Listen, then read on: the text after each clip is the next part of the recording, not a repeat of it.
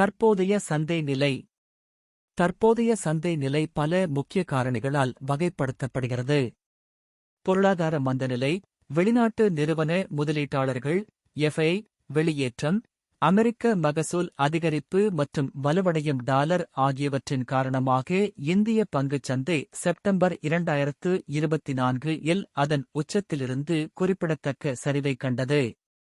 வட்டி விகிதங்கள். இந்திய ரிசர்வ் வங்கி ஆர்பிஐ பணப்புழக்க நிலைமைகளை தீவிரமாக நிர்வகித்து வருகிறது.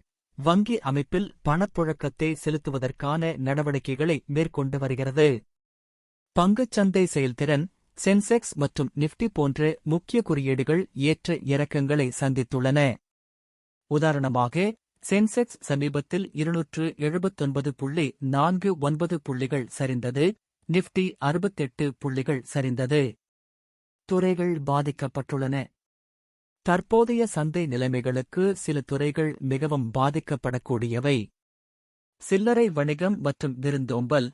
பொருளாதார வீழ்ச்சியின் போது இந்த துறைகள் முதலில் பிஞ்சை உணரும். ரியல் எஸ்டேட் மற்றும் உற்பத்தி. இறுக்கமான கடன் நிலைமைகள் மற்றும் குறைக்கப்பட்ட வணிக முதலீடுகள் இந்த துறைகளை கடுமையாக பாதிக்கின்றன. ரியல் எஸ்டேட் வளர்ச்சிக்காக கடன் வாங்குவதை நம்பியுள்ளது, மேலும் உலகளாவிய விநியோகச் சங்கிலி சீர்குலைவுகளால் உற்பத்தி பாதிக்கப்படுகிறது. ஆட்டோமோட்டிவ். உலகளாவிய வர்த்தக மந்தநிலை மற்றும் அத்தியாவசியமற்ற பொருட்களுக்கான நுகர்வோர் செலவினங்களை குறைப்பதால் வாகனத்துறையும் பாதிக்கப்படுகிறது.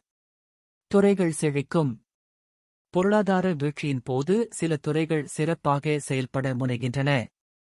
உடல்நலம். சுகாதார சேவைகளுக்கான தேவை ஒப்பீட்டளவில் நிலையானதாக உள்ளது.